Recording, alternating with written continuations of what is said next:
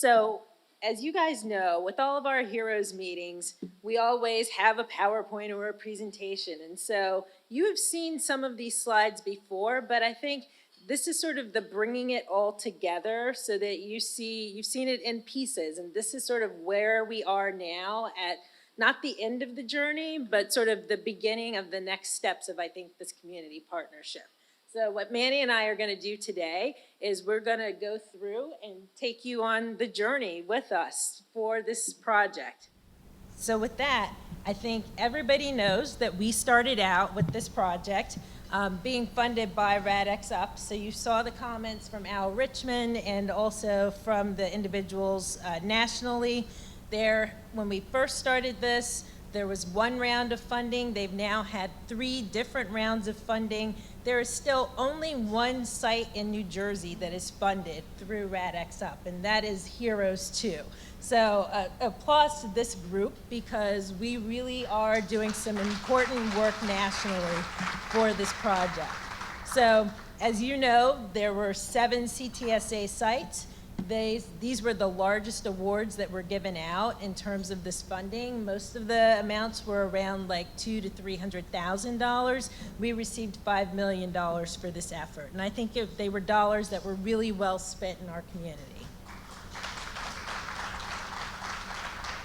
So this is a busy slide, but it really sort of shows you in one snapshot all of the things that came together for us with Heroes and why we decided to do this project. So as you can see those maps over there, the red areas are really where we had high numbers of COVID. They're also the areas where we have the largest proportions of Black and brown individuals in our state, and as well the areas of the highest social vulnerability or highest poverty in the state. And so when we sort of looked at those areas as researchers, we were going, what is it that we can do and how do we leverage the resources within our setting to make things better? And so that was sort of the larger epidemiological question.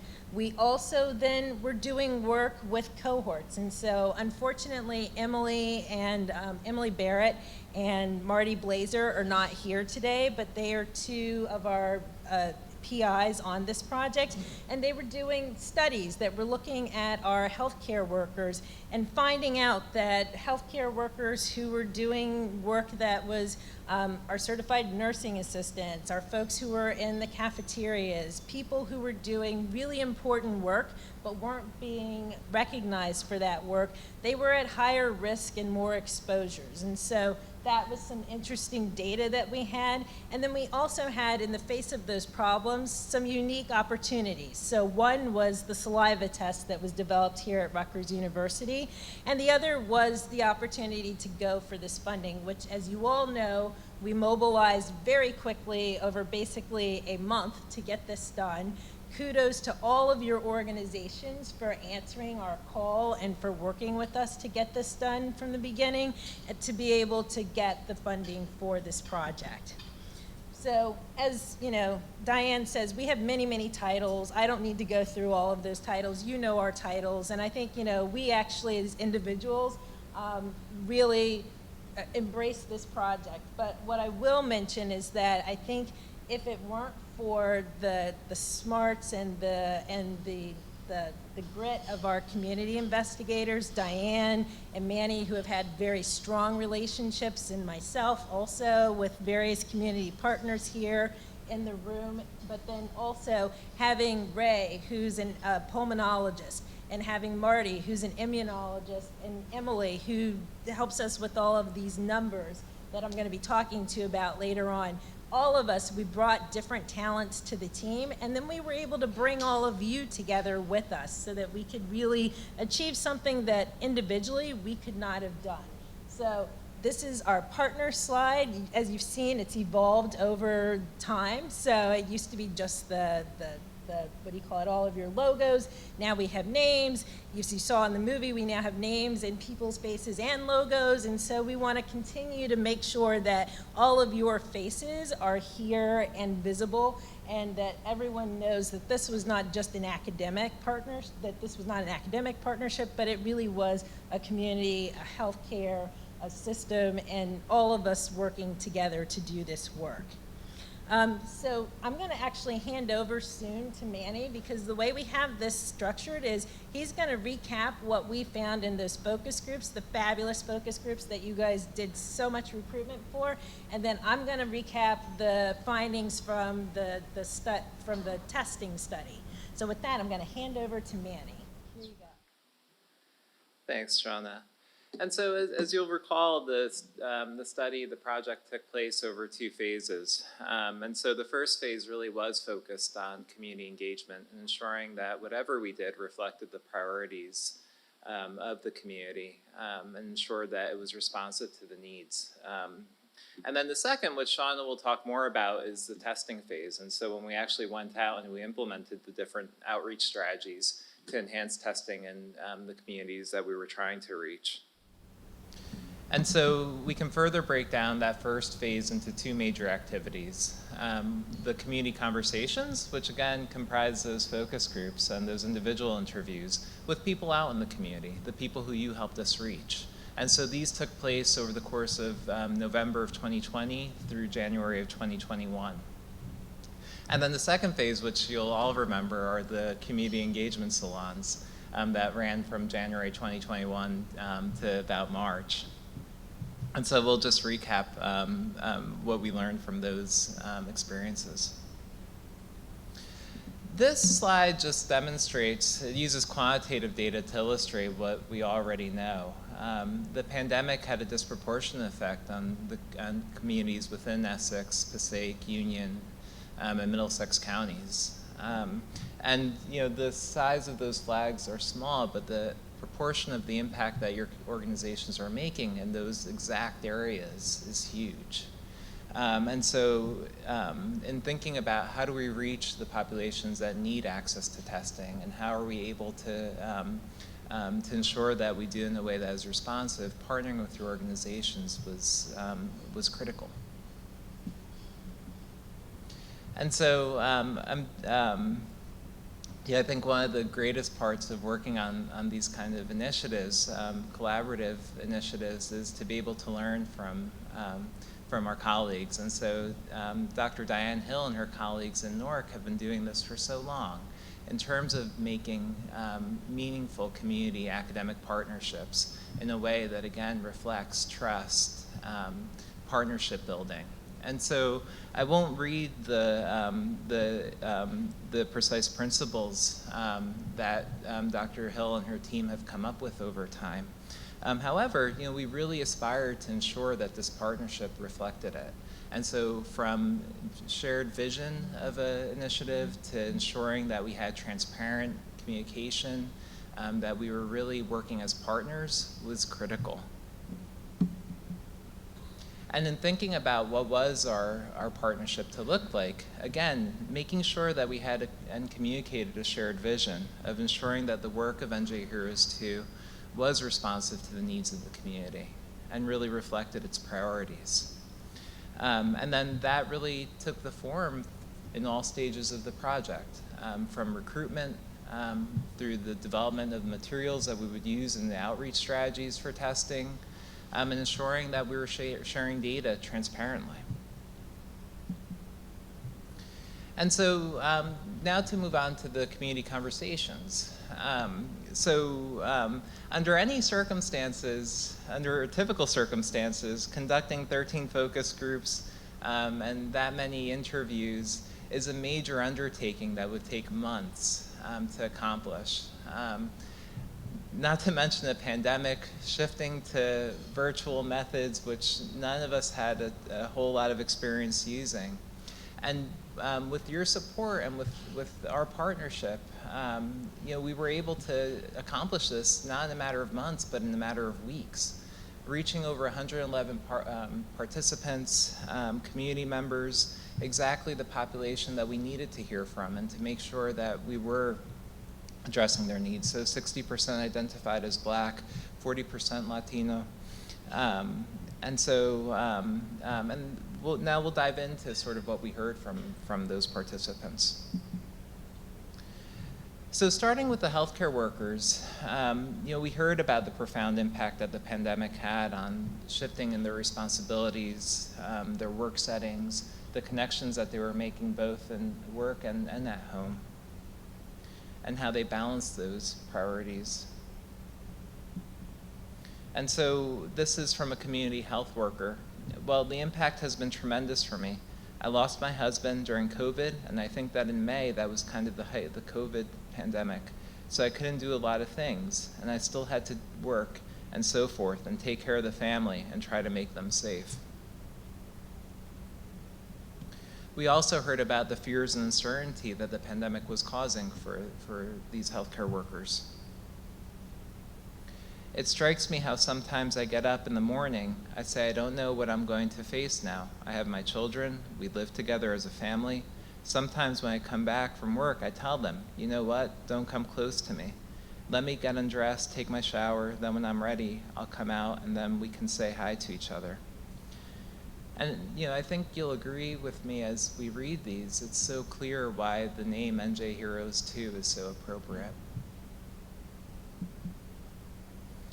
Directly from the community members, we heard about the devastating effects the pandemic was having on them, which prompted intense information seeking, mitigation behaviors such as hand washing, mask wearing, as well as testing. So it's something where you're not just testing for yourself. If you have loved ones at home, you're testing for them. If you have elderly people at home with certain conditions, you're testing for them as well. Especially from the Latino participants that we interacted with during the community conversations, we heard about logistical problems that they were encountering trying to access testing. So one participant shared, they made me wait outside in the cold for 2 hours in the line and then told us we'd be called in 4 or 5 hours. So what are you going to do? It's another city far from your home. Are you going to go back home? And so, these logistical problems were especially pronounced for undocumented members of the community. So yesterday I went to 2 different places. Both of them were supposedly free, but you had to have a social security number. If you don't, it's not free. You have to pay $150. There isn't much information for people who don't have a social security number. I met a person who got it done. He had to go to New York because in Newark he didn't find any. There isn't the necessary information available for us to know how to go about this.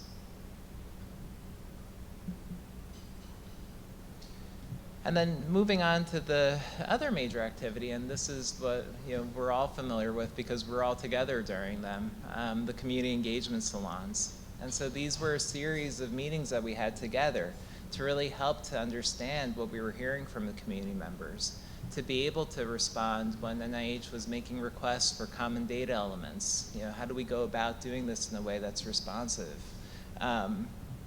Ensuring that we co-develop the materials that we would use for the outreach strategies, and also go through the protocols that we came up with. And so all of these, we're so indebted to your contribution in making them. And so, these were the products, the co-created materials that we used for the outreach strategies that Shawna will now talk about. So we're going to bring this home because this is the second half of the study, which was really how do we get testing out into the community. And so it was sort of serendipitous that we actually chose Vault as the group that we worked with for the saliva-based testing. For us, we wanted to know whether or not doing at-home tests would be something that people would trust, would they want to do it, and then, what do we need to do to make that better? And then you fast forward to what happened back in December, and Vault's actually the state company that everybody can now go and order from. So in the Heroes 2 project, our community members actually got access to a testing apparatus that most people didn't have access to early on in this project. So just as a refresher, we basically were looking at two main questions in terms of testing. We wanted to look at outreach through our community partners, our community-based organizations, and then outreach through our healthcare organizations, focusing in on strategies to get to different workers to be able to get the messages out to their families. And so the way we had the project set up was it was a race to the top. Whichever arm made it to 1,000 people first we would close the study, and then we would then look at sort of who were the folks who came in through those different groups, what were the issues that they had in terms of testing, and how do we take that information to then make some of the processes better for everybody. So how did we do? So as you saw in the movie and area and some of the other things earlier on, we did phenomenally well in terms of getting the word out. I think a lot of it was social media, websites, but then also just traditional outreach, getting out to the community, touching people, talking to people.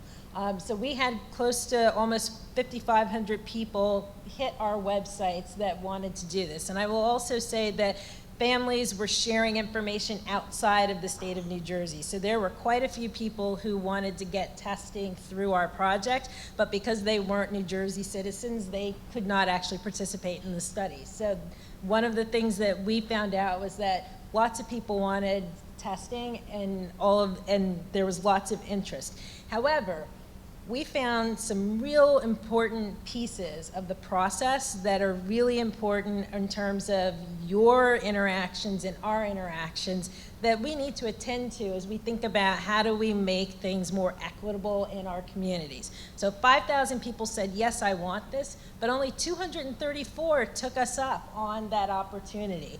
And it was because of a lot of logistics. And so as you saw early on in the movie, there were a lot of logistics. So most people actually made it through screening, consenting, and taking the survey. Where there was a breakdown was when they actually had to get to the testing piece. And so some of it was trust. And so one of the things that we have learned in terms of working with our partners and that we're actually sharing with our institutional review board is the need for our partners to be part of the recruitment and the process of actually being able to do the testing. As a research study, we were not set up to allow the partners to be engaged. And what we were finding with some of the groups like Sisters and others, where people were in their settings saying, can you help us do this survey? Can you help us get to the testing? But because of the way the IRB was set up, we could not do that. So we've now talked to our IRB, and we are now in the process of creating a program called, bringing it to bear at Rutgers, called certification, that allows community members to get trained and to be able to be part of academic research studies. So that's a tangible thing that's happened as a result of this project that we're really excited to see move forward. But the major issue for us was really the logistics of now you've gotten to Vault, you've got to give your information, you've got to get on screen on Zoom with somebody else, and then do the spitting into the tube, get it into the package, send it to UPS, and then wait for your results. And so that's where people sort of said, okay, maybe not so excited about this project. So a lot of interest, 5,000, then we got down to the 234. So really quickly, this is a diagram that sort of shows you what the differences are. And so you'll see that in terms of our community-based organizations in the blue, we had really large numbers in comparison to our healthcare organizations. So we thought that was kind of an interesting piece. And then this is where I could always use Emily's help, but she's not here, so I'm going to power through this as though I were an epidemiologist, but I am actually a qualitative sociologist, so I'm going to try to walk you through these pieces. So these are the characteristics of the individuals who went through our testing project. So you can see for that first column, people who did the questionnaire, they were pretty young, average age of 29. But then people who tested, they tended to be older, average age of 36. And by the time they completed the testing, they were average age of 42. So we're losing the younger people with the testing process online as we go. Mostly women, We saw also mostly African American in terms of test completion, so 61% in comparison to our Latino and our mixed groups. And then Spanish speaking, for those who were participating in Spanish, we actually saw that their completion rates were higher doing it in Spanish. So another really important piece, the importance of making sure that we have materials in the appropriate languages for the populations that need them. In terms of people who requested the tests for us, there weren't a lot of differences in terms of age or their gender, but what we did see is a significant difference in terms of people who requested it by arm. So in our community-based organizations, our African Americans were requesting at higher rates. In our healthcare organizations, it was our Latino populations that were requesting at higher rates.